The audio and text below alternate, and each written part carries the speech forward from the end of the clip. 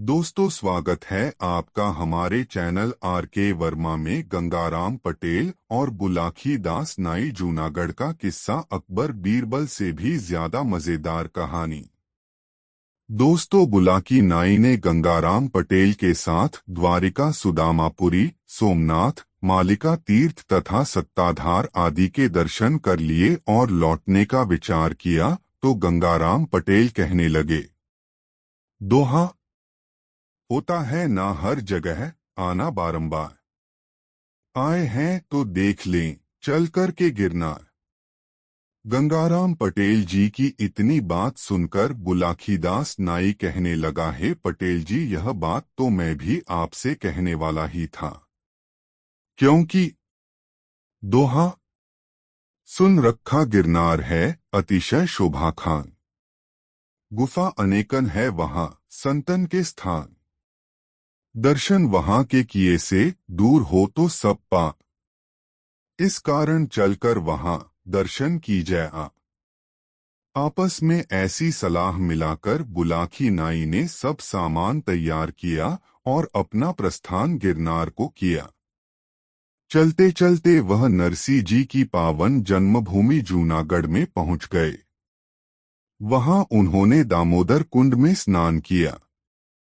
नरसी जी का जन्मस्थान पुराना किला, गिरनार पहाड़ पर भतृहरि गुफा, राम मंदिर, जैन मंदिर, गोमुख अंबाजी का मंदिर, गोरखधूना, दत्तात्रेय जी की चरण पादुका, कमंडल कुंड, मुचुकुंद गुफा इत्यादि देखकर वह जूनागढ़ लौट आए और एक बगीची पर अपना आसन लगा दिया। गंगाराम पटेल ने बुलाकी को सामान लाने के लिए रुपए दिए। बुलाकी बाजार को गया और वहां से अपना सामान खरीदकर बगीची की ओर आ ही रहा था तो शहर के बाहर उसने एक स्वच्छ तालाब पानी से भरा हुआ देखा। उसमें शोभायमान कमल के फूल खिले हुए थे। तालाब की ओर से संगीत की मनोहर ध्वनि तो आ रही थी, परंतु वहां गाने बजाने वाला कोई भी दिखाई नहीं दे रहा था। बुलाकी को बड़ा आश्चर्य हुआ और वह सामान लेकर सीधा बगीची पर आया और अनमना सा बैठ गया। बोला, मुझे घर जाना होगा। बुलाकी नाई की बात सुनकर गंगाराम पटेल ने कहा कि अरे, अब तो हम अपने घर को ही लौटेंगे। पहले भोजन बनाओ, खाओ, फिर रोज की भांति आज भी सोते समय तुम्हारी समस्या का निदान कर तुम्हें संतुष्ट कर लूंगा। तब बुलाकी नाई पानी भरकर लाया, बर्तन साफ किए, फिर चूल्हा जलाकर खाना बनाया और खाया। बुलाकी ने पटेल जी का बिस्तर लगाकर हुक्का भर के रख दिया। सब सामान ठीक प्रकार से रखकर बुलाकी पटेल जी के पांव दबाने लगा। तब पटेल जी ने मुस्कुराते हुए कहा, भाई बुलाकी, आज तुम जो अनोखी बात देखकर आए हो वह मुझे बताओ। बुलाकी नाई कहने लगा कि आज मैं जब खाने पीने का सामान लेकर वापस आ रहा था तो रास्ते में शहर के बाहर एक विशाल तालाब देखा था जो स्वच्छ जल से भरा हुआ था। उसमें सुंदर सुहाने कमल खिल रहे थे। कुछ लोग नौका विहार कर रहे थे। उस तालाब की ओर से गाने बजाने की बड़ी मनोहर ध्वनि सुनाई दे रही थी, परंतु वहां कोई गाने बजाने वाला दिखाई नहीं दे रहा था। ना वहां कोई ऐसा स्थान ही था जहां गाना बजाना हो सकता है।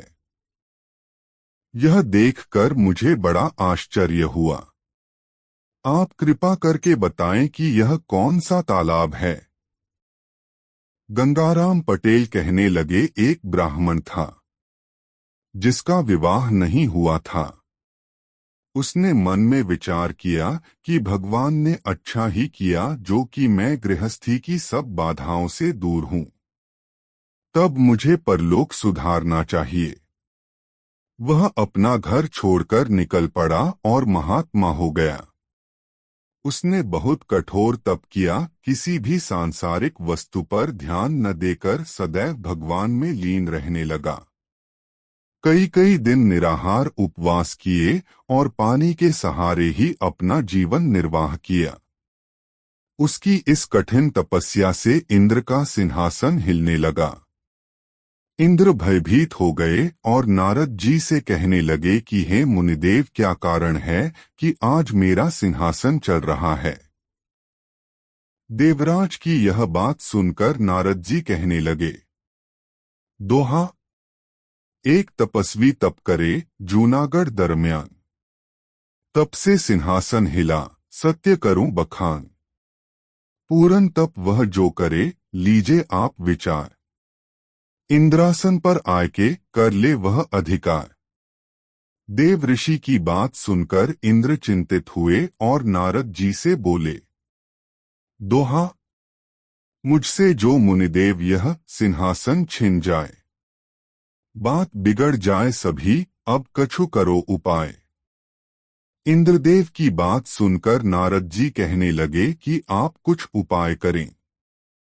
साहस खोने से कोई लाभ नहीं। उनके जाने के पश्चात इंद्र ने विचार किया कि किसी अप्सरा को बुलाकर उस तपस्वी के पास भेजा जाए तो उसका तप भंग करेगी। अप्सरा के प्रेम में आसक्त होकर तप से विमुख हो वह तपस्वी अप्सरा के साथ विहार करने लगेगा तो उसकी शक्ति क्षीण हो जाएगी। इस प्रकार विचार करके इंद्रदेव ने एक अति चतुर अप्सरा को बुलाकर कहा, जूनागढ़ में एक तपस्वी तपस्या कर रहा है जिससे मेरा सिंहासन ही हिल गया है। अब तुम अपने समाज सहित वहां जाओ और उस तपस्वी को मोहित करके उसको सबसे भ्रष्ट करो। इंद्रदेव के कहे अनुसार अप्सरा अपने समाज सहित उस स्थान पर आई जहां तपस्वी तपस्या कर रहा था।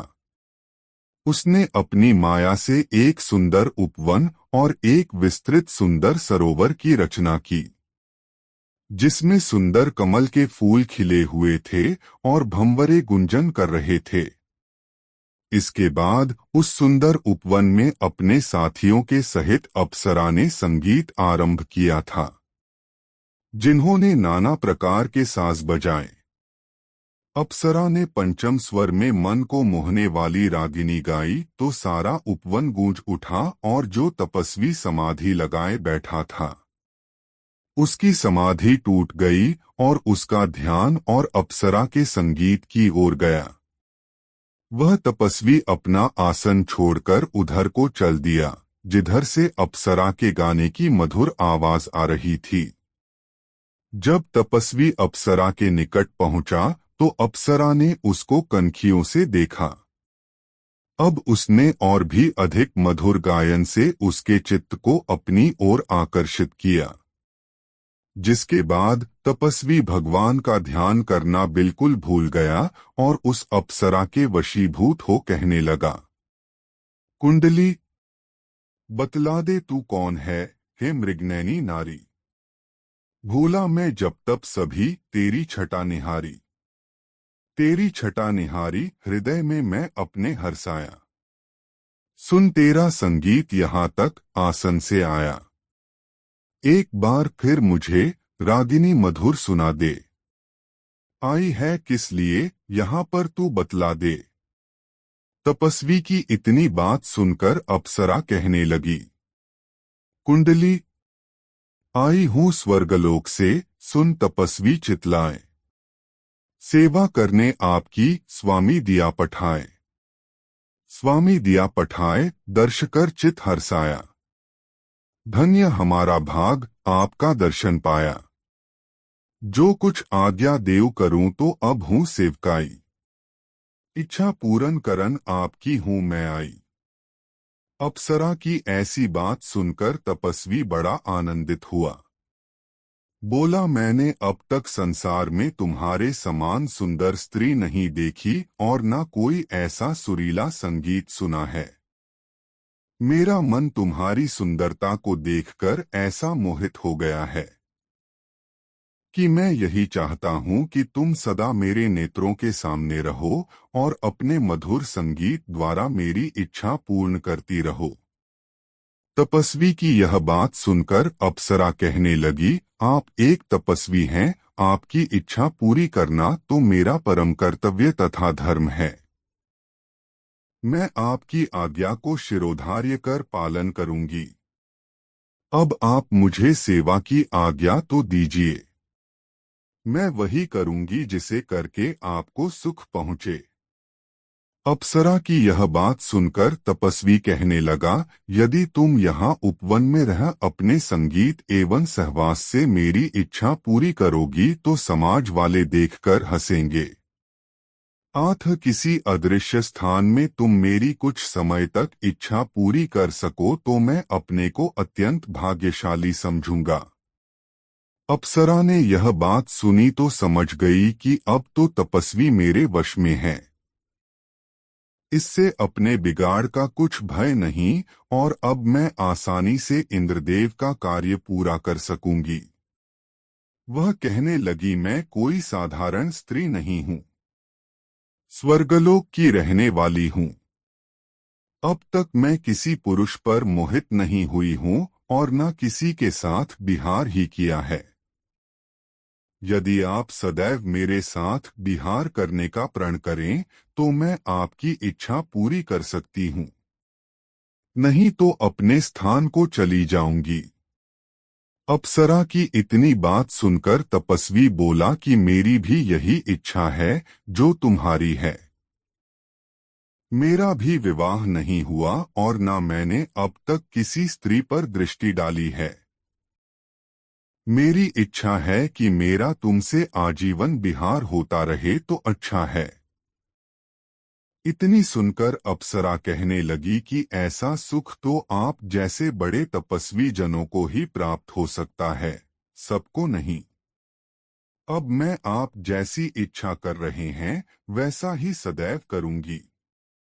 अपने मन में विचार कर अप्सरा ने इंद्रदेव के कार्य को सिद्ध करने का उचित उपाय किया। उस सरोवर के नीचे उसने अपनी माया से एक ऐसे बहुत सुंदर भवन की रचना की जो कि दिखाई नहीं देता था।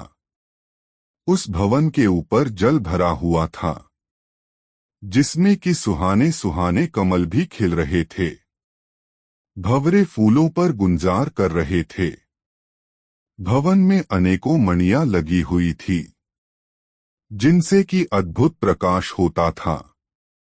स्वर्ग जैसे समस्त सुखों के साधन उस भवन में उपलब्ध थे। अप्सरा अपने साथियों सहित उस तपस्वी सहित निवास करने लगी। अन्य कक्षाओं में अपने साथियों को ठहराया और स्वयं अप्सरा तपस्वी से विहार करने लगी। जब भी तपस्वी को संगीत सुनने की इच्छा होती है तभी अप्सरा अपने साथियों सहित वहां गाना बजाना आरंभ कर देती है। हे बुलाखीदास, इस तालाब में जल के नीचे उसी अप्सरा द्वारा बनाए हुए माया का भवन है, जो किसी को दिखाई नहीं देता और वहां अप्सरा उस तपस्वी सहित विहार करती है। उस अप्सरा के साथी भी दूसरे कमरे में रहते हैं। तुमने जो गाने बजाने की आवाज सुनी है वह उसी अप्सरा और उसके साथियों की है। अब तुम्हारी बात का जवाब मिल गया। दोस्तों, गंगाराम पटेल और बुलाकी राम की यह मजेदार कहानी आपको कैसी लगी कमेंट में जरूर बताएं। दो भावनगर का किस्सा बहुत मजेदार कहानी। दोस्तों, एक समय की बात है, गंगाराम पटेल तथा बुलाकी दास ने नाश्ता करके अपना सब सामान संभाला। उसके बाद जूनागढ़ से प्रस्थान किया। रास्ते में उन्होंने देखा कि इस क्षेत्र में निवास बड़े धार्मिक, दयालु और धनाढ्य हैं। उन्होंने रास्ते में बहुत से मंदिर भी देखे जहां सदावर्त लगे हुए थे। वहीं महात्माओं तथा भूखे लोगों को भोजन दिया जाता था। इस प्रकार अनेक प्राकृतिक दृश्यों को देखते हुए वह भावनगर में आए। भावनगर गुजरात का एक प्रसिद्ध शहर है। यह शहर के किनारे एक सुंदर बाग में आकर ठहरे। बुलाकी नाई ने सब सामान ठीक प्रकार से लगा दिया तो उसके बाद गंगाराम पटेल ने 50 रुपए बाजार से सामान लाने को दिए। बुलाकी दास खाने का सामान लेकर बाजार से जिस समय वापस आ रहा था तो उसने देखा कि एक बहुत बड़ा जुलूस निकल रहा है। उसमें एक वृद्ध पुरुष तथा एक वृद्ध महिला भी थी। इनका एक स्थान पर अभिनंदन हो रहा था। बुलाकी दास ने वहां खड़े हुए लोगों से पूछा कि यह जुलूस किस कारण से निकाला जा रहा है। लोगों ने उसे बताया कि यह वृद्ध और वृद्धा दोनों पति पत्नी हैं। कई साल पहले इन्हें मृत घोषित कर दिया था। यह शहर के प्रसिद्ध सेठ और सब जनता के प्रिय तथा हितकारी हैं। इनके मरने के समाचार है सब जनता बहुत दुखी थी, परंतु आज यह जीवित यहाँ आए हैं तो जनता ने इसी उपलक्ष्य में इनका जुलूस निकालकर खुशी मनाई है। जगह जगह दोनों का अभिनंदन हो रहा है। बुलाकी दास को यह बात सुनकर बड़ा आश्चर्य हुआ और वह कहने लगा कि कई साल पहले जो व्यक्ति मर चुके थे आज भी जीवित कैसे हो गए हैं और उनका जुलूस इस उत्साह से क्यों निकल रहा है। अपने मन में विचार करता हुआ बुलाकी नाई सामान लेकर पटेल जी के पास आया और उनके सामने सामान रखकर कहने लगा, पटेल जी, अब तो मुझे आज्ञा दो। इतनी सुनकर गंगाराम पटेल कहने लगे कि मालूम होता है तुम कोई अजूबा चरित्र देखकर आए हो, तभी यह बात कह रहे हो। अब तुम पहले तो खाना बनाओ खाओ, रोज की भांति सोते समय मैं तुम्हारी बात का जवाब दूंगा। गंगाराम पटेल की बात सुनकर बुलाकी दास पानी भरकर लाया, चूल्हा जलाया। फिर दोनों ने मिलकर भोजन बनाकर खाया। बुलाकी नाई पटेल जी का बिस्तर लगा दिया और हुक्का भरकर उनके सामने रख दिया। फिर बर्तन साफ कर अपना सब सामान ठिकाने पर लगाया और पटेल जी के पैर दबाने लगा और पटेल जी से बोला कि आपने कहा था कि सोते समय जो भी बात है उसका जवाब दूंगा, अब जवाब दो। इतनी सुनकर गंगाराम पटेल बोले, बताओ तुमने आज क्या अनोखी बात देखी है। इतना सुनकर बुलाकी नाई बाजार में देखा हुआ वह दृश्य बयान कर दिया। इतनी बात बुलाकी नाई ने सुनकर गंगाराम पटेल, देखो फौज में नक्कारा और बात में हुंकार जरूरी है। सो तुम जब हंकारा देते रहोगे तब तक मैं बात कहूंगा, जब हुंकारा देना बंद कर दोगे तो मैं भी बात बंद कर दूंगा। यह कहकर गंगाराम पटेल बात कहने लगे और बुलाकी नाई हुंकारा देने लगा। गंगाराम पटेल जी बोले, इस नगर में एक समय सेठ जीवनलाल रहते थे। चंपा नाम की उनकी पत्नी थी। वह दोनों वृद्ध हो गए थे, परंतु उनके कोई संतान नहीं हुई थी। संतान के दुख में वह दुखी रहते थे। एक दिन चंपा अपने पति से कहने लगी, दोहा, अब तक मेरे हैं प्रभु हुई नहीं संतान, ब्याह दूसरा कीजिए भली करे भगवान। अपनी पत्नी की बात सुनकर सेठ बोले, दोहा, हो करके रहता वही जो विधि रचा विधान, कैसे हो सकती प्रिय बिना भाग्य संतान। हे प्यारी, संतान भाग्य से होती है। यदि मैं दूसरा ब्याह कर लूं और फिर भी संतान ना हो तो क्या होगा, इसलिए ऐसे ही रहना ठीक है। अब तक किसी को बुढ़ापे में ब्याह करके सुख नहीं मिला। इस सेठ ने सेठानी को बहुत समझाया परंतु वह ब्याह के लिए हठ पकड़ गई। अपनी पत्नी का हठ देखकर थोड़े दिन में एक 20 वर्ष की कन्या से विवाह कर लिया। सेठ जी विवाह कर नई वधू को अपने संग लाए तो दरवाजे पर आकर नई पत्नी कहने लगी, दोहा, अलग रहूंगी सौत से सुनो नाथ चितलाए, कमरा मेरे लिए एक खाली दे कराए। नई वधू की ऐसी बात सुनकर सेठ कहने लगा, दोहा, पत्नी मेरी वृद्ध है, सभी गुणों की खान, मिलकर के उससे रहो, पाओ सुख महान। सेठ ने बहुत समझाया मगर नई पत्नी कहने लगी कि एक म्यान में दो तलवार नहीं समा सकती। सेठ ने परेशान देखकर सब हाल अपनी पहली पत्नी से कहा, जिसे सुनकर उसने एक कमरा नई बहू के लिए अलग रहने को खाली कर दिया। नई बहू उस कमरे में आई और रहने लगी। सेठ का एक मुनीम था जिसकी उम्र लगभग 24 साल की थी। थोड़े दिन में नई बहू की उस मुनीम से आंख लड़ गई तो वह दोनों छिपकर अपनी वासना की तृप्ति करने लगे। मोहल्ले में मुनीम ने खबर कर दी कि सेठ पागल हो गए हैं। धीरे धीरे सेठ के पागल होने की खबर सब नगर में फैल गई। सेठ ने यह बात सुनी तो उसे बड़ा दुख हुआ, परंतु उसकी समझ में कोई बात नहीं आई। सेठ की पहली पत्नी ने मुनीम और सेठ की पत्नी का व्यवहार ताड़ लिया था। वह अपने पति से कहने लगी कि तुम्हारे मुनीम ने तुम्हारे पागल होने की खबर उड़ाई है। उसके नई बहू से दूषित संबंध हैं। यह लोग किसी षड्यंत्र से हम तुम दोनों को मरवाकर आप आनंद से जीवन व्यतीत करना चाहते हैं। सेठ ने कहा कि अब मैं होशियार रहूंगा।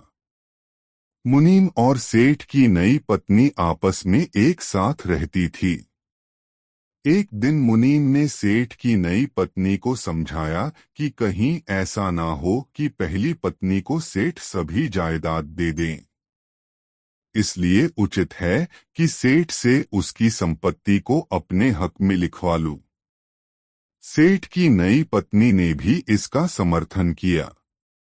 मुनीम उस शाम को शराब पीकर आया और एक लिखा हुआ पत्र सेठ के सामने रख दिया।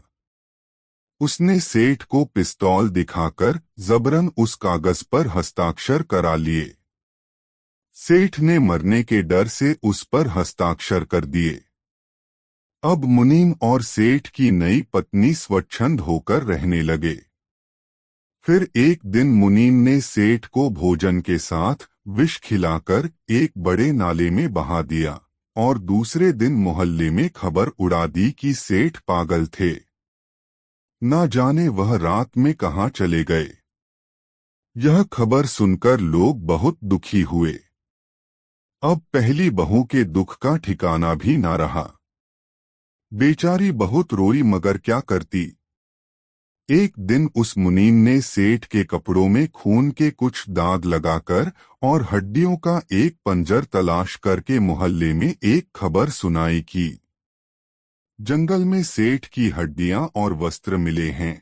ऐसा मालूम होता है कि उन्हें जंगल में कोई जानवर खा गया। मोहल्ले के लोग वहां गए और सेठ के कपड़ों तथा हड्डियों के पंजर को उठा लाए और वैदिक रीति से दाह संस्कार कर दिया। अब सेठ की नई पत्नी और मुनीम पति पत्नी की भांति मकान में निडर होकर रहने लगे और सेठ की पहली पत्नी को दुख पहुंचाने लगे। वह कहने लगी, मैं सेठ की पत्नी हूं, उसकी संपत्ति मालिक हूं।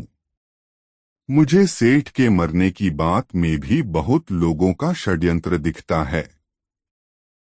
मैं यह सब पुलिस को बताऊंगी। यह सुनकर मुनीम और सेठ की नई पत्नी ने विचार किया कि अभी मामला ताजा है, इसलिए थोड़े दिन तो इसे सुख से रखना चाहिए, जिससे यह सेठ को भूल जाए, फिर इसका भी कुछ इंतजाम कर देंगे। यह विचार कर सेठ की नई पत्नी ने बनावटी प्रेम दिखाकर उसकी खुशामद की और कहा, तुम मुझसे बड़ी हो, मैंने बड़ी भूल की है जो तुम्हें कष्ट दिया है। अब कष्ट नहीं दूंगी, तुम्हें बड़ी बहन बनाकर रखूंगी। जिस नाले में सेठ को जहर खिलाकर फेंका गया था, आगे चलकर उसके किनारे एक महात्मा की कुटिया थी। महात्मा की नजर सेठ की लाश पर पड़ी तो उसने उसे निकलवाया। उसने देखा कि यह मरा नहीं है, बल्कि किसी ने जहर खिला दिया है। महात्मा ने जड़ी बूटियों से उसका इलाज किया तो सेठ का विष उतर गया और उसे होश आ गया। महात्मा ने उसे अच्छी तरह रखा, जिससे कुछ दिनों में वह स्वस्थ हो गया। वह सेठ महात्मा का शिष्य होकर उसी स्थान पर भगवान का भजन करने लगा। अब उसका हृदय समाज से ऐसी घृणा करने लगा कि उसने अपने घर जाने का भी विचार छोड़ दिया। उधर मुनीम आनंदपूर्वक सेठ की नई पत्नी के साथ विहार करता रहा। एक दिन उसने पहली पत्नी को भी विष देकर नौकर से रात में उसी नाले में फिंकवा दिया और महल में खबर कर दी कि सेठ की मृत्यु से दुखी होकर उसकी पत्नी भी ना जाने कहाँ चली गई है। जब यह बात मोहल्ले वालों ने सुनी तो उन्हें बहुत दुख हुआ, परंतु करते भी तो क्या करते। सेठ की वृद्धा पत्नी की लाश भी उस नाले में बहती हुई उसी महात्मा की कुटिया के पास पहुंची तो महात्मा ने उसे भी निकलवाया और उसका भी जड़ी बूटियों से इलाज कर विष दूर कर दिया। जब उसे होश आया तो सेठ ने बताया कि यह तो मेरी पत्नी है। यह सुनकर महात्मा बहुत प्रसन्न हुआ और स्त्री को भी वही रखा। जब वह स्वस्थ हो गई तो उसने भी उस कुटी पर रहकर भगवान का भजन करने का विचार किया और अपने पति के सहित कुटी पर रहकर भगवान का भजन तथा महात्मा और अपने पति की सेवा करने लगी। महात्मा ने उन दोनों को समझाया कि जल्दी से जल्दी ही ऐसा समय आने वाला है कि मैं तुम्हें इस कुटी से तुम्हारे मकान को ले चलूंगा। पति पत्नी दोनों ने महात्मा की आज्ञा शिरोधार्य मानकर उनके वचनों को मानने का वचन दिया। थोड़े दिन के बाद मुनीम ने सोचा कि सेठ और वृद्ध सेठानी का अंत हो चुका है। मेरी इन बातों का पता सेठ की नई पत्नी को ही है। यदि इसको जान से मरवा दिया जाए तो मैं इस सेठ की सभी जायदाद का अकेला मालिक बन जाऊं। उसने जिस नौकर से सेठ सेठानी को जहर दिलवाया था, उसे 5,000 रुपए देने का वादा करके अपनी ओर मिला लिया। रात में सेठ जी की सोती हुई नई पत्नी को भी चाकू से गोद दिया और उसी नौकर से गड्ढा खोदवाकर उसमें गढ़वा दिया। जब नौकर ने 5,000 रुपए मांगे तो उसे मारने को पिस्तौल दिखा दी। नौकर मुनीम की मनसा समझ गया और वहां से भागकर पुलिस के दफ्तर में गया और सेठ सेठानी को विष देने तथा नई सेठानी को जान से मारने की सभी बातें पुलिस को बताई। पुलिस अधिकारी मकान पर छापा मारकर सेठ की नई पत्नी की लाश गधे से निकालकर मुनीम को गिरफ्तार कर जेल भेज दिया। जब यह समाचार एक दिन महात्मा ने कुटी पर सुना तो उसने सेठ सेठानी को सम्मानपूर्वक उस नगर में भेजा। लोगों ने सेठ सेठानी को पहचानकर बड़ी खुशी मनाई और उसी खुशी में जुलूस निकालकर उनका जगह जगह पर सम्मान किया। के बुलाखी, लोग सच कहते हैं, बुराई का फल बुरा होता है और भलाई का भला। तुम जिन सेठ सेठानी का सम्मान होते हुए देख आए हो वह यही दोनों पति पत्नी हैं, जिन्हें उनके मुनीम ने षड्यंत्र करके मृत घोषित करवाया था। देखो, बुढ़ापे में ब्याह करना बहुत बुरी बात है। दो पत्नी वाले किसी पुरुष को सुख नहीं मिलता। दोस्तों, वीडियो को एक लाइक जरूर करें और कमेंट करके बताएं कहानी कैसी लगी। 3 आबू पर्वत का किस्सा बहुत मजेदार कहानी। दोस्तों, एक समय की बात है, गंगाराम पटेल सब सामान संभाला और कुछ नाश्ता किया। बाद में आश्रम के महात्मा को गंगाराम पटेल ने माथा नवाकर कुछ रुपए भेंट किए और आज्ञा लेकर अपने घोड़ों को आश्रम में ही छोड़ दिया।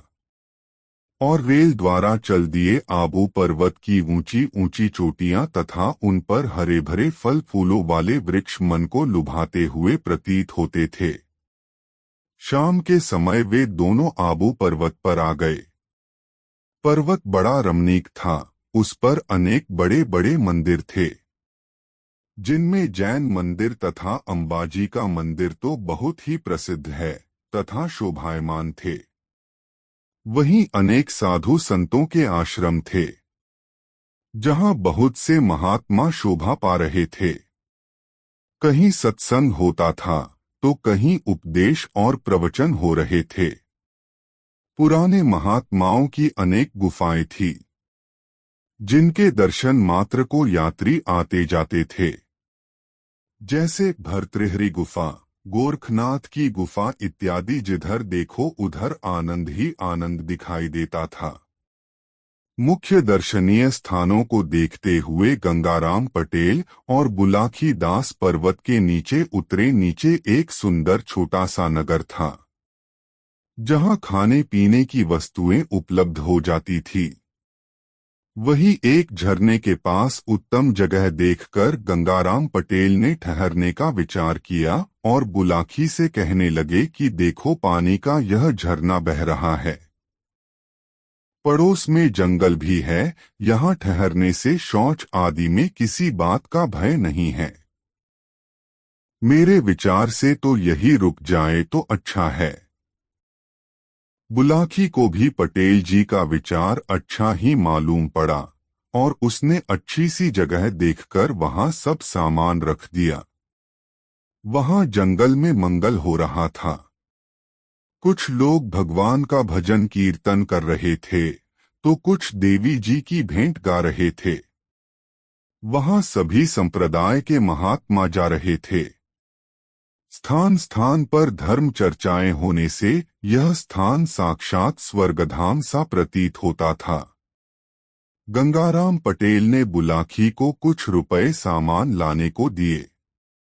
वह बस्ती में सामान लेने के लिए गया। वह इधर उधर देखता जाता था कि उसे कोई ऐसी अनोखी बात दिखे जिसे जाकर पटेल जी से पूछे। वह देखते देखते बहुत दूर निकल गया।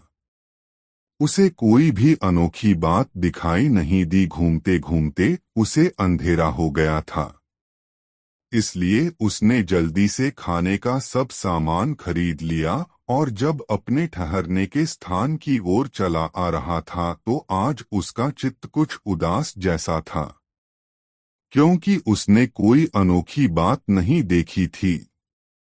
वह सोच रहा था कि रोज की भांति मैं आज पटेल जी से क्या पूछूंगा। यही विचार करता हुआ वह बस्ती के बाहर आया। यहाँ से उसके ठहरने का स्थान थोड़ी ही दूर था।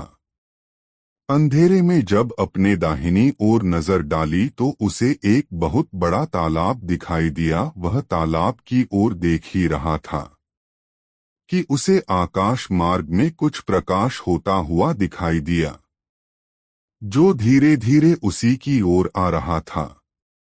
यह देखकर उसे बहुत कौतूहल हुआ। थोड़ी देर में उसने देखा कि वहां एक उड़न खटोला रुका और उसमें से स्वर्ण कुंडल और राजसी वस्त्र धारण किए हुए एक पुरुष उतरा। तब उसकी समझ में आया कि उसे जो प्रकाश दूर से दिखाई दे रहा था, इसी खटोले से उतरने वाले महापुरुष के मुख्य मंडल की ज्योति थी। वह पुरुष उड़न खटोले से उतरकर 3-4 कदम चला होगा कि वही पास खड़े एक मुर्दे के पास पहुंच गया। पुरुष अपने हाथ में एक फरसा लिए हुए था। उसी से वह उस लाश में से मांस काट काट कर खाने लगा और जब उसका पेट भर गया तो तालाब से जल पिया और अपने उड़न खटोले में बैठ गया। उड़न खटोला ऊपर को उड़ गया। इस तरह वह तेजस्वी पुरुष जिधर से आया था उधर को ही चला गया। इसके बाद जो कटी कटी लाश वहां पड़ी थी वह भी गायब हो गई। यह सब कुछ देखकर बुलाकी दास के आश्चर्य की सीमा न रही। वह विचार करने लगा कि उड़न खटोले से उतरने वाला आदमी देखने से तो कोई देवता, विद्याधर या गंधर्व ही मालूम पड़ता था, और इतना तेजवान था कि उसके मुख्य मंडल का उजाला सब दिशाओं को प्रकाशित कर रहा था। वह शव से मांस काट कर खा रहा था। यही बुलाकी नाई के आश्चर्य का कारण था कि ऐसा तेजवान पुरुष शव का मांस क्यों खा रहा था। फिर उस आदमी के जाने के बाद वह मृत व्यक्ति भी गायब हो गया। अपने मन में नए नए विचार बनाता हुआ बुलाकी गंगाराम के पास गया और उनके सामने सामान रख दिया और कहने लगा कि आज मैं एक ऐसी अद्भुत बात देखकर आया हूँ जिसका जवाब आप कभी नहीं दे सकते हैं। इस कारण मेरी राम राम लो, मैं अपने घर जा रहा हूँ। इतनी सुनकर पटेल कहने लगे, तुम्हें मालूम है कि तुमने अब तक जितनी भी अजीब बातें देखी हैं उनका जवाब मैंने दिया है। आज भी तुम्हारी बात का जवाब दूंगा, लेकिन पहले खाना बना खा लो, बाद में पूछना। गंगाराम की बात सुनकर बुलाकी पास के झरने से पानी भरकर लाया और बर्तन साफ किए, चूल्हा चेताया, साग बनाकर चढ़ाया और आटा गूंथा। जब साग बन गया तो पटेल जी पराठे बनाने लगे। जब वह भोजन बनकर तैयार हो गया तो दोनों ने आनंदपूर्वक भोग लगाया। फिर बुलाकी ने पटेल जी का बिस्तर लगाया और हुक्का भरकर उनके सामने रखा। जितनी देर में पटेल जी ने हुक्का पिया, बुलाकी ने सब बर्तन साफ किए और अब अपना सामान संभाल कर रखा। फिर बुलाकी धीरे धीरे पटेल जी के पैर दबाने लगा। पांव दबाते दबाते जब पटेल जी को नींद आने लगी तो वह बोला, पहले मेरी बात का जवाब दो, बाद में सोना। इतनी बात सुनकर गंगाराम पटेल बोले, हाँ बताओ, तुम्हारी ऐसी कौन सी अनोखी बात है जिसका जवाब सुनने के लिए तुम इतने बेचैन हो रहे हो। तब बुलाकी ने उड़न खटोले से उस महापुरुष के उतरने के बाद सारा देखा हुआ हाल बयान कर दिया। बुलाकी की इस प्रकार की बात सुनकर गंगाराम पटेल कहने लगे कि आज वास्तव में तुमने एक विचित्र घटना देखी है, इसे जो सुनेगा आश्चर्य ही करेगा।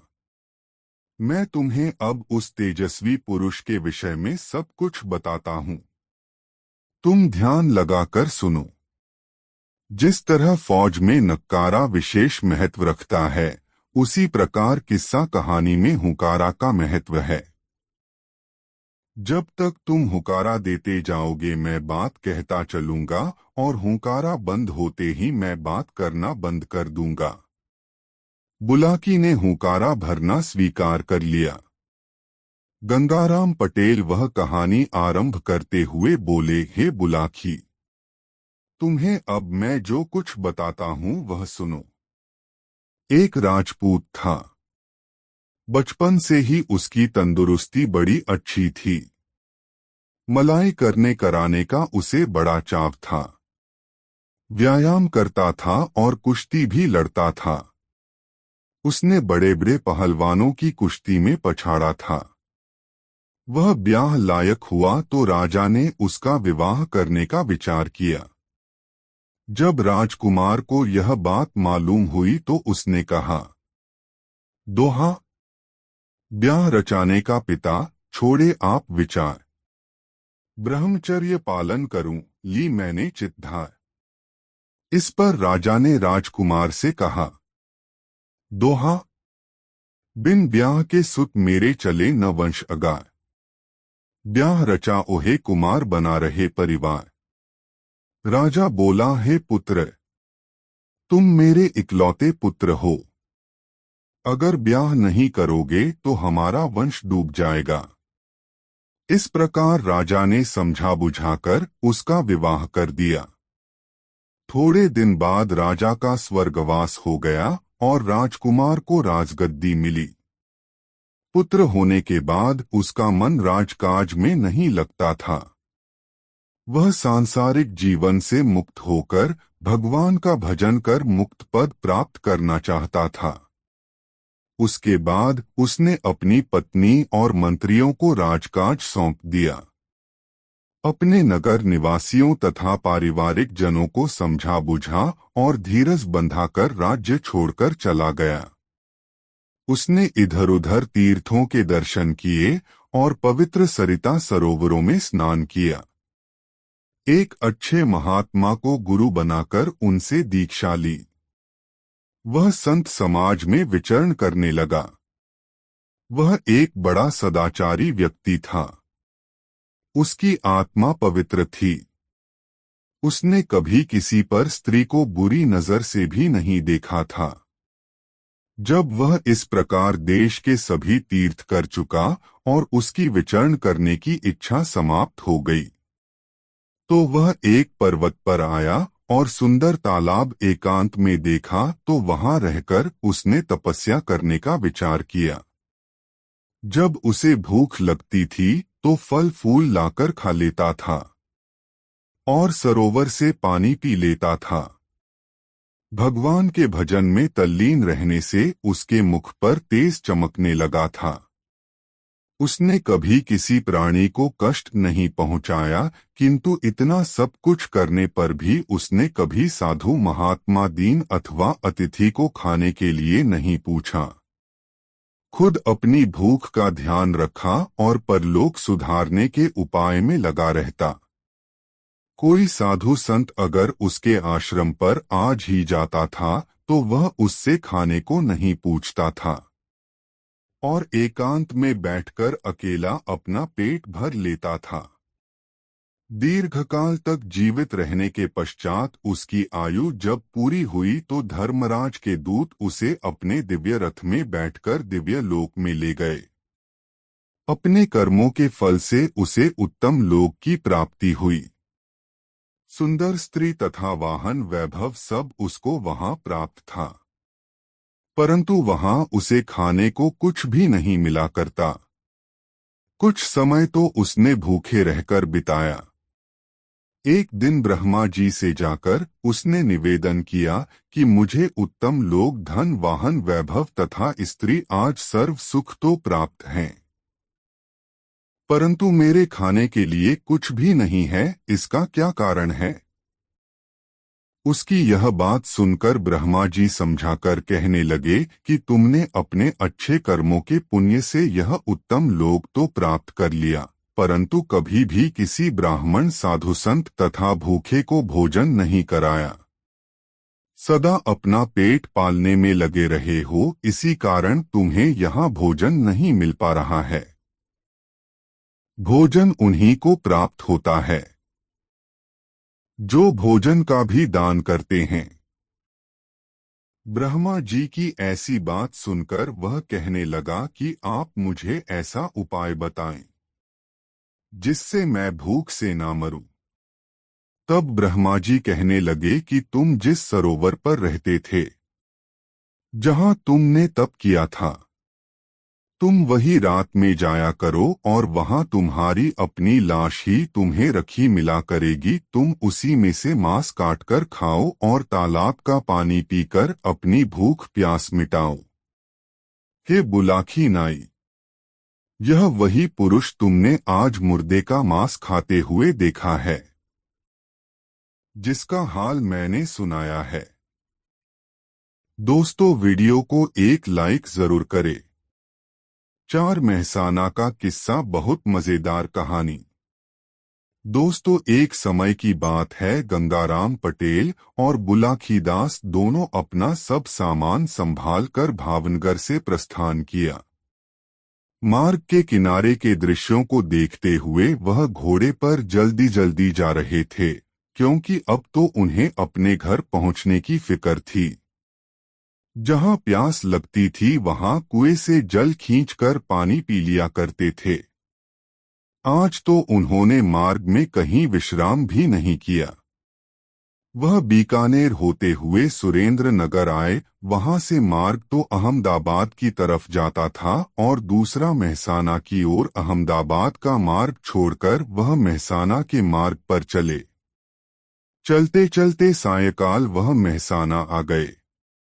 नगर के किनारे पर ही संत का एक आश्रम था। गंगाराम पटेल ने वहां के महात्मा से अपने ठहरने का विचार प्रकट किया तो उन्हें ठहरने की आज्ञा मिल गई। पटेल जी और बुलाकी ने देखा कि आश्रम पर अनेक संत महात्मा ठहरे हुए हैं। कोई वैष्णव है तो कोई सन्यासी, कहीं पर उदासीन अपना धूनी जमाए चिमटा गाड़े हुए आसन पर विराज रहे हैं। अनेक भक्त संतों की सेवा में लगे हुए हैं। पटेल जी अपना सामान महात्माओं से अलग एक और कुएं के पास रखवाया। उसके बाद बुलाकी को 50 रुपए देकर कहा कि तुम सामान लेकर जल्दी आना, कहीं ऐसा ना हो कि तुम बाजार में जाकर इधर उधर घूमते रहो। अगर बाजार बंद हो गया और सामान ना मिला तो भूखा ही मरना पड़ेगा। बुलाकी रुपए लेकर बाजार गया। वहां उसने अपना आवश्यक सामान खरीदा और जब वह आ रहा था तो उसने देखा कि एक अच्छा जुलूस जा रहा है। लोगों से पूछने पर पता चला है कि वह राजा के राजगुरु हैं। कभी कभी यहाँ राजा के महल में इसी भांति जुलूस के साथ धूमधाम से आते रहते हैं।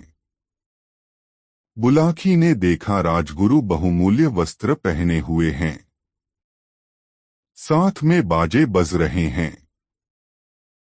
उसी समय वहां एक आदमी आया जिसके साथ 4 सिपाही थे।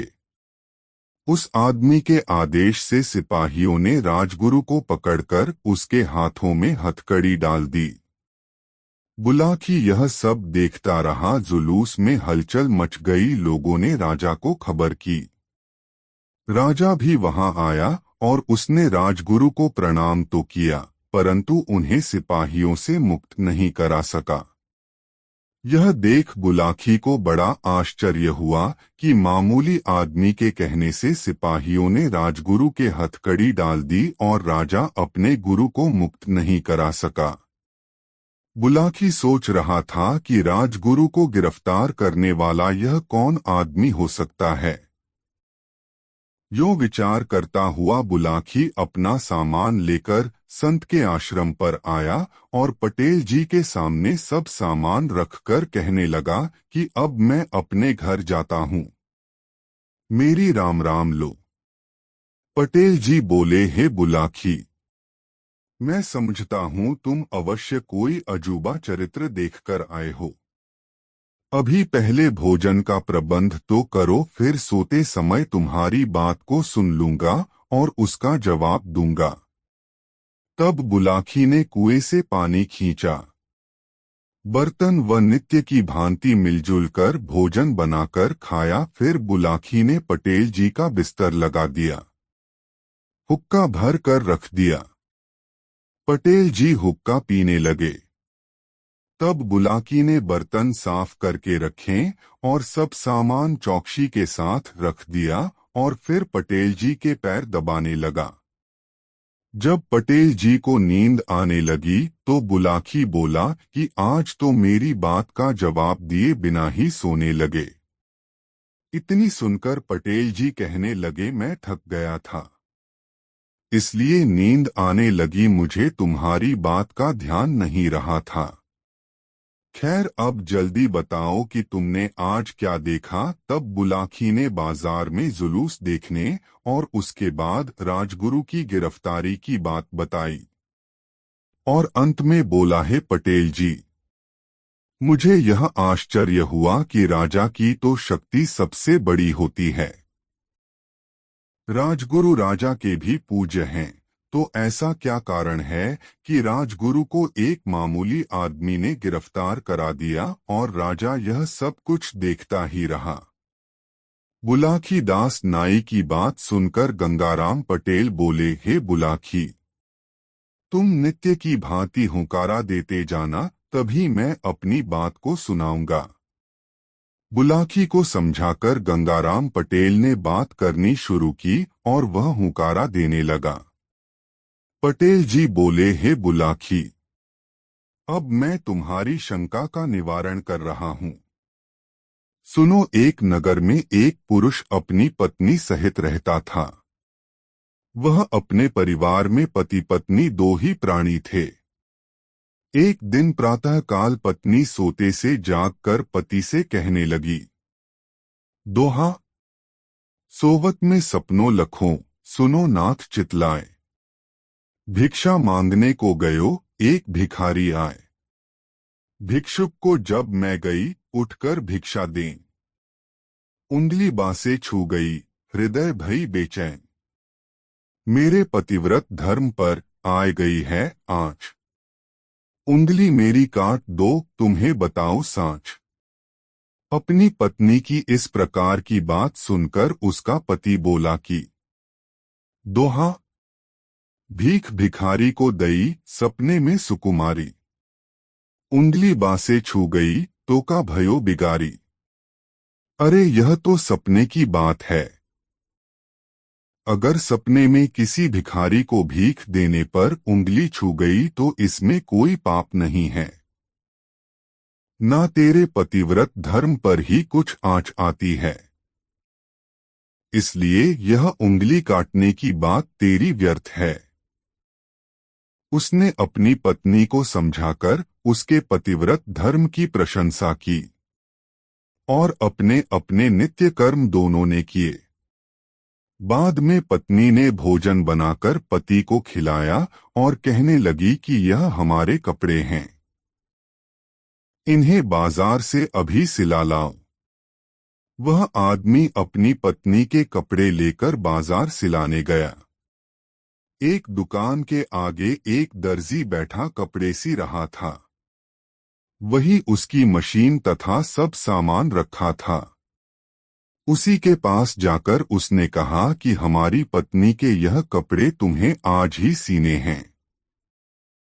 दर्जी ने वह कपड़ा उससे ले लिया और दिए हुए नाप के अनुसार कपड़ा उसी समय काट दिया और बचा कपड़ा व कपड़े की कतरन देकर बोला, दोहा, कपड़ा यह लो, प्रथम तुम घर रखाओ जाए। कपड़े तब मैं सीऊंगा, सुन लो कान लगाए। यहाँ ईमानदारी का काम है। मैं किसी की कतरन भी अपने यहाँ नहीं रहने देता। इतनी बात दर्जी की सुनकर वह पुरुष कहने लगा, दोहा, कपड़े तुम सी दो मेरे, सुनो लगाकर कान। कतरन रखने से कोई कहे ना तुम्हें बेईमान। लेकिन दर्जी बोला, भाई मैंने अपना नियम ऐसा ही बना लिया है कि मैं अपने यहाँ किसी की कतरन नहीं रखता, पहले उसे घर रखकर आओ तभी कपड़े सिलूंगा। बहुत समझाने से भी दर्जी नहीं माना तो वह आदमी कतरन लेकर अपने घर को चल दिया और मन में विचार करने लगा कि यह दर्जी तो मेरी पत्नी से भी अधिक धर्मात्मा है। देखो यह तो कतरन भी नहीं रखता। ऐसा विचार था हुआ वह जब घर लौटकर अपने घर आया तो देखा कि उसकी पत्नी घर पर नहीं है। वह घर की नकदी, अपने कपड़े और जेवर लेकर कहीं चली गई है। बक्सों के ताले खुले पड़े हैं। यह देखकर वह आश्चर्य में पड़ गया और सोचने लगा कि मेरी पत्नी का पति धर्म की अधिक बातें बनाना ढूंढ निकला। सवेरे तो कह रही थी कि सपने में भिखारी को भीख देने में उंगली छू गई और वह उंगली अपवित्र हो गई है। इसे काट दो। मैं समझा कि बहुत पतिव्रता है, परंतु देखो तो वह सब कपड़े, जेवर और नकद रुपया लेकर भाग गई। दर्जी उससे भी अधिक ईमानदार बन रहा है। उसने कतरन भी अपने पास नहीं रखी। जब मेरी पत्नी इतनी धर्म की बात करने वाली होकर भाग गई तो मुझे ऐसा लगता है कि इतना ईमानदार वह दर्जी भी वहां नहीं होगा। यह विचार कर वह बाजार को वापस गया। वहां आकर क्या देखता है कि ना वहां दर्जी है, ना उसकी मशीन है और ना कोई कपड़े। अब तो वह अपने मन में विचार करने लगा कि यह दुनिया भी कितनी अजीब है। मैंने जहां जहां अत्यधिक सच्चाई देखी, वहां पर अधिक बेईमानी और बुराई ही पाई। मेरी पत्नी पतिव्रत होने का इतना पाखंड दिखाती थी और वह भाग गई। दर्जी इतना ईमानदार बन रहा था कि किसी की कतरन भी रखना मंजूर ना था। वह सब कपड़ा ही लेकर भाग गया। खैर हुआ सो हुआ, अब इतना ज्ञान अवश्य हो गया है कि अब मैं किसी भी आडंबर वाले पर विश्वास नहीं करूंगा। जो अधिक दिखावे की बात करते हैं वही अधिक बेईमान हैं। यह विचार करता वह अपने घर चला आया। पत्नी के बिना उसने घर में बड़ी मुश्किल से रात काटी। सवेरे उठकर उसने सोचा कि अब यहाँ रहना ठीक नहीं। अब मोहल्ले के लोगों को पता चलेगा कि मेरी पत्नी भाग गई है तो वह लोग मेरी हंसी करेंगे। उसने अपने मकान में ताला लगाया और सोचा कि कहीं परदेश में चलकर नौकरी करनी चाहिए। घूमता हुआ वह एक राजा के यहाँ पहुंचा और अपनी नौकरी की इच्छा प्रकट की। राजा उन दिनों अपने मन में एक कारण से परेशान रहता था। बात यह थी कि राजा के नगर से बालक चोरी हो जाते थे और बहुत प्रयत्न करने पर भी बालकों को चुराने वाला पकड़ा नहीं गया था। राजा ने उस आदमी को बालकों के चोर को पकड़ने के लिए नौकर रख लिया। वह आदमी राजा से बोला कि 4 सिपाही मेरी आज्ञा पालन करने को मुझे दिए जाएं और मैं जिसे बताऊं उसे गिरफ्तार कर लें। राजा ने ऐसा ही किया। उसे नौकरी करते हुए कई महीने हो गए। आज जब राजगुरु की सवारी आई तो वह आदमी भी सिपाहियों सहित वहां था। उसने देखा कि राजगुरु बहुमूल्य वस्त्र पहने हैं। इत्रों की सुगंध आ रही है, गाजे बाजे बज रहे हैं। यह देखकर वह आदमी विचार करने लगा कि राजा के गुरु का तो राजा सहित सभी लोग सम्मान करते हैं, फिर इन्हें इतना आडंबर दिखाने की क्या आवश्यकता।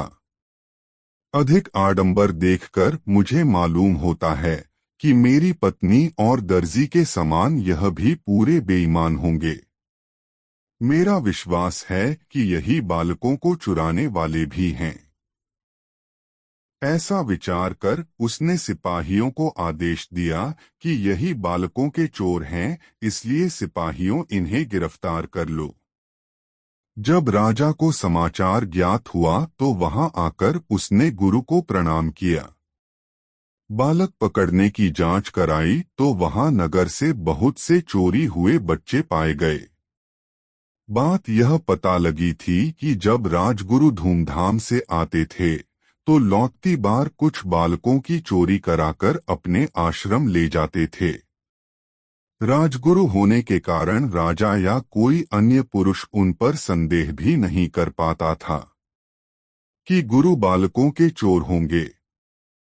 जिन लोगों के बालक राजगुरु के आश्रम पर मिले वे लोग उन्हें वहां से अपने साथ में ले आए। राजा ने उस आदमी को बुलाकर कहा, मैं तुमसे प्रसन्न हूँ कि तुमने बालकों के चोर का पता लगा लिया, परंतु यह बताओ कि राजगुरु पर तो कोई बालकों को चुराने का संदेह भी नहीं कर सकता था, परंतु तुमने उन्हें किस प्रकार चोर माना। तब वह आदमी कहने लगा कि आज की दुनिया में मेरा अनुभव है कि जिसका अधिक आडंबर देखो उसी को अधिक बेईमान समझो। इसके बाद उसने राजा को आप बीती घटनाओं को सुनाया, जिसे सुनकर राजा ने उसे बहुत सम्मान दिया। गंगाराम पटेल बोले कि हे बुलाकी, तुम यही घटना आज देखकर आए हो। अब मैंने तुम्हारा सब आश्चर्य दूर कर दिया है। दोस्तों, कहानी कैसी लगी कमेंट में जरूर बताएं। 5 गंगाराम पटेल और बुलाकी दास नाई। दोस्तों, प्रातःकाल सुबह की बात है। बुलाकी दास नाई की आवाज सुनकर गंगाराम पटेल आंखें मलते हुए उठ गए थे। इसके बाद गंगाराम तथा बुलाकी ने अपना समाचार नित्य कर्म किया, नाश्ता आदि करके अपना सामान संभाला और आबू रोड स्टेशन से मारवाड़ को प्रस्थान किया। यह इलाका रेगिस्तान था। कहीं पर कांटों की झाड़ियां तथा छोटे छोटे पौधे अवश्य दिखाई दे जाते थे। कहीं कहीं कुछ लोग भेड़ बकरियों को चलाते हुए नजर आ रहे थे। अधिकांश लोग ऊंटों पर सवार होकर चलते थे। स्त्री पुरुष तंदुरुस्त दिखाई देते थे। मारवाड़ नगर राजस्थान का प्राचीन प्रसिद्ध नगर है। यह कभी मारवाड़ प्रदेश की राजधानी थी। उन्हें वहां राजा का मारवाड़ी महल देखने को मिला। एक बाग में गंगाराम पटेल और बुलाकी आकर ठहरे। वहां और भी बाहर से आए हुए बहुत से यात्री ठहरे हुए थे। इससे वहां अच्छी चहल पहल थी। गंगाराम पटेल ने बुलाकी को सामान लाने के लिए कुछ रुपए दिए और कहने लगे कि तुम सामान लेकर जल्दी लौटना, क्योंकि यहाँ रेगिस्तान है। हवा चलने से रेत के ढेर इधर से उधर उड़ जाते हैं और आदमी भी रास्ता भूल जाता है। गंगाराम पटेल से बुलाकी ने कहा, मैं ऐसा ही करूंगा। अब सामान लेकर आता हूँ। बुलाकी नाई बाग से बाजार को गया और कई दुकानों से अपना काम का सामान खरीदकर वापस आ रहा था। वह इधर उधर देखता भी जाता था कि कोई अजूबा चीज नजर आ जाए। चलते चलते नगर के बाहर आया तो पेड़ के पास बहुत भीड़ लगी देखी। बुलाकी भी वहां चला गया। उसने देखा वहां कुछ आदमी खड़े हुए थे जो राज्य के सिपाही मालूम पड़ते थे। वहां राजा भी उनके साथ था। वह नीम का पेड़ था और खोखला था। राजा ने उस पेड़ में आग लगवा दी तो पेड़ जलने लगा। उसमें से हाय हाय बचाओ बचाओ मैं मरा की आवाजें आ रही थी। सब भीड़ यह देखकर हंस रही थी। बुलाकी को यह देखकर बड़ा आश्चर्य हुआ कि पेड़ में कोई भूत प्रेत था या किसी आदमी को आग में जिंदा जलाने को राजा ने उसमें आग लगवाई थी। वहां से किसी के रोने की आवाज भी आ रही थी। बुलाकी ने विचार किया कि आज की घटना बड़ी अनोखी है। शायद पटेल जी इस घटना को पूरी तरह न बता सके। अपने मन में ऐसे विचार बनाते हुए सामान को लेकर वह उसी बाग में आया जहां पटेल भी उसका काफी देर से इंतजार कर रहे थे। बुलाकी को आता हुआ देखकर गंगाराम पटेल कहने लगे कि आज तो तुम बहुत देर से सामान लेकर लौटे। मैं तो समझ रहा था कहीं रास्ता भूल गए। इस शंका में परेशान होकर तुम्हारी राह निहार रहा था। पटेल जी की बात सुनकर वह हंसा और लाया हुआ सामान उनके सामने रखकर कहने लगा, पटेल जी आपने खूब सोची, मैं भला कहीं खो भी सकता हूँ। मैंने घाट घाट का पानी पिया है। मुझे देर इसलिए लगी कि आज मैं एक बड़ी अनोखी बात देखता रह गया। बुलाकी दास की बात सुनकर पटेल भी मुस्कुराने लगे और बोले, दोहा, अन्न बिना सब अनमने, नर नाहर और भूख। 3 पहर के बीच में बिगड़ जात सब रूप। सोहे बुलाकी भाई, इस समय बहुत भूख लगी है। लोगों ने यहाँ तक कहा है, भूखे भजन न होए गोपाला, यह लो कंठी माला। भूखे तो भजन भी नहीं हो सकता, फिर और बात की क्या। चलो पहले नित्य की भांति भोजन बनाए खाए, तब चित्त में शांति आएगी। तुम्हारी अजूबी बात का जवाब भी उसके बाद दिया जाएगा। गंगाराम पटेल की बात सुनकर बुलाकी पहले पानी भरकर लाया, बर्तन साफ किए, चूल्हा तैयार करके लाया, साग सब्जी बनाकर ठोक दी, फिर आटा गूंदा। जब साग सब्जी तैयार हो गई तो पटेल जी को आवाज दी। पटेल जी चौका में आकर बैठे। बुलाकी रोटी बेलता जाता था और पटेल जी सेंकते जाते थे। इस प्रकार दोनों ने भोजन बनाया, खाया। फिर बुलाकी ने पटेल जी का बिस्तर लगाया और हुक्का भरकर सामने रखा। वह आराम से हुक्का पीने लगे। जब तक बुलाकी ने बर्तन साफ किए, अपना सब सामान संभाला और फिर पटेल जी के पैर दबाने लगा। उसी समय गंगाराम पटेल बुलाकी से कहने लगे कि आज तुमने जो अनोखी बात देखी हो वह बतलाओ। तो उसने देखा हुआ सारा हाल बयान कर दिया और बोला, अब बताएं यह क्या बात थी। बुलाकी की बात सुनकर गंगाराम पटेल बोले, एक नगर में मोहन और सोहन दो मित्र थे। दोनों अपना अपना अलग व्यापार करते थे। मोहन ईमानदार व्यक्ति था। उसके नौकर भी सच्चे थे। जो व्यापार उसने 1,000 से शुरू किया, 1 साल में 50,000 रुपए का हो गया। सोहन की आदत अच्छी ना थी, वह बेईमान था। इसलिए उसके नौकर भी बेईमानी करने लगे थे। उसने 1 साल में 40,000 का नुकसान उठाया, जिससे उसकी हालत खराब हो गई। सोहन एक दिन मोहन से कहने लगा, दोहा, धन सब घाटे में गया, बंद हुआ व्यापार। मित्र बताओ किस तरह मेरा हो उद्धार। सोहन की बात सुनकर मोहन कहने लगा, तुम मेरे पुराने मित्र हो। अगर व्यापार में धन नष्ट कर दिया तो कोई बात नहीं। दोहा, धन मेरे पास है, सुन लो कान लगाए। साझे में हम तुम दो लेंगे काम चलाए। मोहन की बात सुनकर सोहन बहुत प्रसन्न हुआ और बोला, तुम धन्य हो। मित्र हो तो ऐसा हो।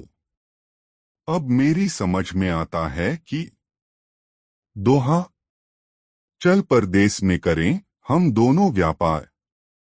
लाभ में बहुत कमाए धन, मेरा यही विचार। सोहन की बात मोहन ने मान ली और उसके साथ परदेश को व्यापार करने के लिए चल दिया। दोनों ने परदेश में जाकर चित्त लगाकर परिश्रम से अपना व्यापार शुरू किया। दोनों ने बाहर की यात्रा भी कर ली और धन भी कमाया। बहुत पुरानी कहावत है कि कुछ भी करो, कुत्ते की पूंछ टेढ़ी की टेढ़ी रहती है। जिसकी जो आदत पड़ जाती है वह छूटती नहीं। सोहन तो बेईमानी करने वाला आदमी था। वह परदेश में मौका देखा करता था कि कब मोहन को जान से मारकर उसका सब धन हड़प ले। परंतु मोहन के नौकर स्वामी भक्त थे, इसलिए सोहन अपनी योजना में सफल नहीं हो पाया था। वह दिखावटी बातों में तो मोहन से भोली भाली बातें करता था, मगर उसके मन में कपट की कतरनी चलती रहती थी। मोहन बहुत सीधा आदमी था। वह यह समझ भी नहीं पाया कि सोहन के विचार इतने गंदे भी होंगे। परंतु मोहन के नौकरों ने उसे एकांत में बताया कि सोहन के विचार बुरे हैं और किसी न किसी दिन आपको अवश्य धोखा देगा। हम आपको सचेत कर रहे हैं। मोहन ने अपने सेवकों से ऐसी बात सुनी तो उसमें सोहन के साझे में व्यापार खत्म करना ही ठीक समझा। अब मोहन के पास कुल मिलाकर 2 लाख रुपए हो चुका था। मोहन सोहन से कहने लगा, दोहा, बहुत दिनों परदेश में दीने मित्र बिताए। बहुत दिनों से है रही घर की याद सताए। इतनी बात सुन सोहन कहने लगा, दोहा, जो इच्छा हो आपकी तो मुझको स्वीकार। सभी भक्तों से आपके संग में हूँ तैयार। सोहन की बात सुनकर मोहन बोला, हे मित्र, परमेश्वर ने और भाग्य ने बड़ा साथ दिया, इस प्रकार यहाँ आकर 2 लाख कमाया। अब हम तुम दोनों 1-1 लाख बंटेंगे और अपने घर चलकर कुछ समय चैन से बैठेंगे। सोहन बोला, रुपए बांटने की ऐसी जल्दी क्या है, घर चलना है, चलो वहीं बांट लिया जाएगा। मोहन यह बात सुनकर राजी हो गया और सोहन को साथ लेकर धन समेत अपने नगर को वापस आ गया। नगर में पहले सोहन का मकान पड़ता था, इसलिए सब धन को लेकर मोहन सोहन के मकान पर गया। कुछ देर बैठने के बाद मोहन ने सोहन से जाने का विचार किया और सोहन को धन बांटने को कहा। सोहन बोला, ऐसी जल्दी क्या है जो कि हम धन बांटने की परेशानी करें। अभी रात है, कल दिन में बांट लेंगे। तब मोहन विश्वास करके सब धन वहीं छोड़कर अपने घर चला गया। 2-3 दिन के बाद मोहन सोहन के यहाँ आया और उसने धन बांटने की बात कही। उस समय सोहन ने उससे साफ कह दिया कि अपने हिस्से का धन तो पहले ही तुम ले गए थे, मेरे पास तुम्हारा कुछ नहीं है। मोहन दुखी होकर अपने घर चला आया। फिर बाद में एक दिन नगर के प्रतिष्ठित लोगों की पंचायत जोड़ी। उसमें भी सोहन ने साफ इनकार कर दिया। सब बातचीत मोहन और सोहन के बीच में थी, कोई गवाह नहीं था। जो पंचायत वाले ठीक फैसला करते। अंत में मोहन ने राजा के पास जाकर न्याय की प्रार्थना की। राजा ने सोहन को बुलाकर कहा कि तुम मोहन का 1 लाख रुपया क्यों नहीं देते। सोहन ने कहा कि मैंने सोते समय ही मरघट के पास वाले नीम के पेड़ के पास रुपया मोहन को दे दिया था। यह रुपयों का झूठा दोष मेरे ऊपर लगाता है। राजा ने कहा कि तुम लोगों का कोई गवाह भी है। मोहन ने उत्तर दिया कि हमारा गवाह कोई नहीं है। किंतु सोहन कहने लगा, मैं उस पेड़ से गवाही दिलवा दूंगा। दूसरे दिन राजा ने पेड़ की गवाही देने का निश्चय किया। मोहन और सोहन अपने अपने घर चले आए। घर आकर सोहन ने अपने बाप को सिखाकर रात में ही उस पेड़ की खोह में बिठा दिया और कहा कि जब राजा पूछे तो कह देना कि यहाँ 1 लाख सोहन ने मोहन को दिया था। दूसरे दिन राजा दरबारियों तथा मोहन के साथ उस पेड़ के पास गए और कहा, तू सच बता कि क्या सोहन ने मोहन को 1 लाख रुपए दिया था। पेड़ से आवाज आई, हाँ दिया था। मोहन ने सोहन के बाप की आवाज पहचान ली तो राजा से कान में कहा कि यह सोहन के पिता की आवाज है। राजा सोहन की बेईमानी पर बहुत क्रोध आया। उसने उस पेड़ में आग लगा दी जिसमें जलकर उसका बाप रो रो कर मर गया।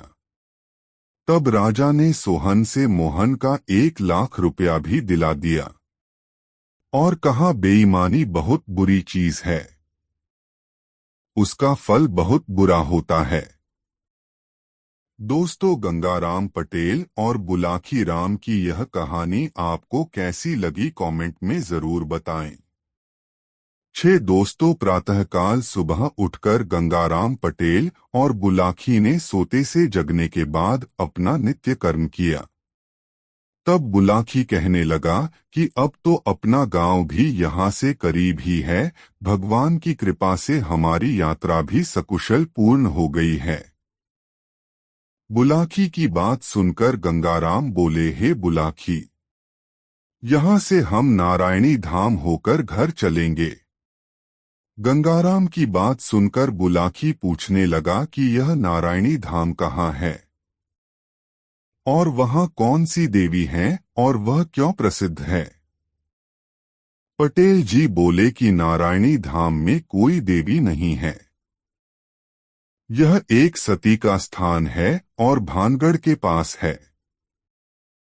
कहते हैं कि एक पति पत्नी जो उस स्थान से होकर गर्मी के दिनों में जा रहे थे, तो वह वही एक पेड़ के नीचे आराम करने लगे। पति को नींद आ गई, स्त्री पास बैठी थी। उस समय एक काले नाग ने आदमी को डस लिया। स्त्री बहुत दुखी हुई और उसने सोचा कि मेरे पति का प्राणांत हो चुका है, अब मेरा संसार में जीवित रहना व्यर्थ है। मैं यहाँ अपने पति के साथ ही सती हो जाऊं तो उचित होगा। कुछ ग्वारियां वहां अपनी गाय भैंस चरा रही थी। स्त्री ने कहा कि तुम्हारी बड़ी कृपा होगी जो यहाँ कुछ लकड़ी इकट्ठा कर दो, जिससे मैं पति के शरीर के साथ सती हो जाऊं। गवरियों ने उसकी सहायता की। कुछ लकड़ी इधर उधर से इकट्ठी कर दी। अपने मृतक पति के शरीर को लेकर साध्वी स्त्री चिता में बैठ गई। उस चिता में अपने आप आग लगी तो ग्वारियों को बड़ा आश्चर्य हुआ। तब उन्होंने उसे देवी का रूप समझा। गवारियां हाथ जोड़कर कहने लगीं, आप साक्षात देवी हो, यहाँ हमारे पशु बिना पानी पिए बिना रहते हैं। आप कोई ऐसा आशीर्वाद दें जिससे पानी का संकट दूर हो जाए। सती कहने लगी कि अब से यहाँ पानी का दुख दूर हो जाएगा। वह सती हो गई और उसके बाद कहते हैं कि उसी चिता में से ही एक झरना बह निकला। आज वहाँ सब पशु तथा स्त्री पुरुष आराम से पानी पीते हैं। उस स्थान पर एक मंदिर बन गया और झरने के स्थान पर एक तालाब है, जहाँ सैकड़ों यात्री नित्य आते जाते हैं। वह दोनों अजमेर से नारायणी धाम को पहुंच गए। वहां पहुंचकर सुंदर रमणीक स्थान देखकर उन्हें बड़ा आनंद हुआ। उन्होंने झरने में स्नान किया, महास्ती के दर्शन किए और पुजारी से भोग लगवाकर प्रसाद पाया। जलपान करने के बाद एक वृक्ष की छांव में आसन लगाकर वह विश्राम करने लगे। थोड़ी देर बाद बुलाखी को प्यास लगी तो वह पानी लेने आया। वहां पर उसने पानी पिया और लोटा में पानी भरकर पटेल जी के पास वापस जाना ही चाहता था कि उसी समय एक स्त्री और अंधा पुरुष वहां आए। अंधा जब उस झरने में नहाया तो उसे आंखों से दिखने लगा। वह स्त्री पुरुष आनंदित हो उठे। नहा धोकर मंदिर से सती का भोग लगाकर खुश होते हुए अपने घर को चले गए।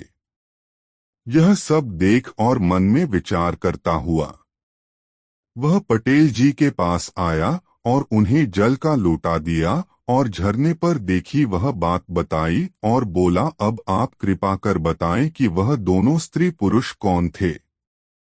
पुरुष कैसे अंधा हुआ था? यहाँ आकर उसे क्यों दिखने लगा? तब गंगाराम कहने लगे, एक गांव में एक ब्राह्मण रहता था जिसका नाम सुदर्शन था। शीला नाम की उसकी पत्नी थी जो बड़ी पतिव्रता थी, लेकिन उनके कोई संतान नहीं थी।